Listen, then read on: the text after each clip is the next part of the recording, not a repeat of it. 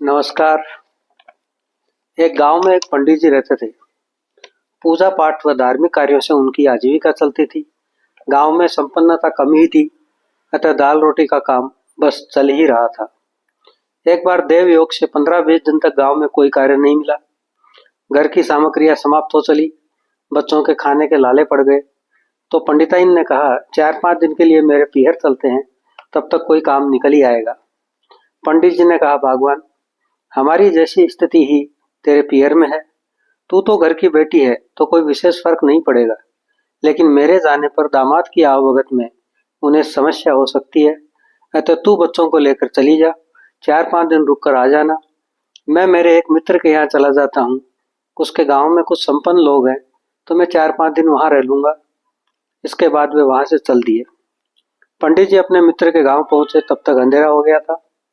उन्होंने अपने मित्र को आवाज दी तो उनकी पत्नी निकलकर बाहर आई तथा बोली कि वे 2-3 दिन के लिए बाहर गए हैं, बोलिए क्या कार्य है। पंडित जी उदास मन से बोले कि मैं उनका बचपन का मित्र हूँ, मिलने आया था।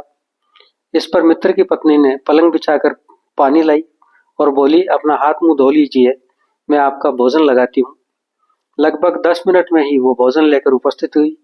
उसमें 2-3 सब्जियां चपाती थी। पंडित जी ने भोजन किया। भोजन के बाद उनका पलंग लगा दिया गया तथा जजमान से मिले एक अच्छे से नए कंबल को ओढ़ने को दे दिया। पंडित जी दिन भर के थके थे तो तुरंत ही नींद आ गई। सुबह तड़के ही पंडित जी की नींद खुली। उन्होंने मुंह धोकर पानी पिया। तभी उनके मन में विचार आया कि मेरे मित्र की पत्नी ने मेरा नाम गांव तो पूछा नहीं, ना ही अंधेरे में मेरा चेहरा देखा, और कंबल बहुत अच्छा है, मैं लेकर चल दूं तो इन्हें क्या पता चलेगा। ये विचार कर वो अंधेरे में ही कंबल उठाकर चल दिए।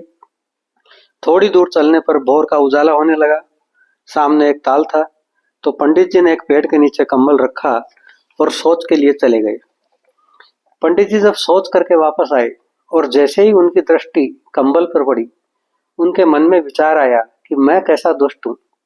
मेरे मित्र की पत्नी ने मात्र अपने पति का मित्र जानकर मेरी आवभगत की और मैं कृतघ्न कंबल चुरा कर चल दिया। और पंडित जी वापस लौट पड़े तथा रास्ते भर मनन करते रहे। मित्र के घर पहुंचे तो उनकी पत्नी उन्हें ही खोज रही थी। पूछा, किधर चले गए थे। तब पंडित जी ने कहा, मेरी सुबह घूमने की दिनचर्या है, अतः घूमने चला गया था। अब उन्होंने मित्र की पत्नी से पूछा, देवी, आपकी व हमारी स्थिति लगभग एक जैसी ही है। यदि बुरा न लगे तो एक बात जानना चाहूंगा। रात को आपने समय भी नहीं लगाया, तुरंत ही भोजन की व्यवस्था कर दी। ये भोजन आप कहाँ से लाई थी और वे लोग क्या उपार्जन करते हैं। मित्र की पत्नी ने संकोच के साथ बताया कि हमारी तो निर्धनों की बस्ती है। पड़ोस के लोग छोटी मोटी चोरी कर अपनी आजीविका चलाते हैं, उन्हीं से भोजन मांग कर लाई थी। पंडित जी को तुरंत ही बोध हो गया कि जब दूषित अन्न शरीर में था, विचार भी दूषित हो गए। दूषित अन्न जैसे ही शरीर से बाहर हुआ, विचार भी शुद्ध हो गए। तभी से कहावत चली आ रही है कि जैसा खाए अन्न वैसा होए मन। आपको हमारा चैनल अच्छा लगा हो तो इसे सब्सक्राइब, लाइक व शेयर करना ना भूलें। नमस्कार।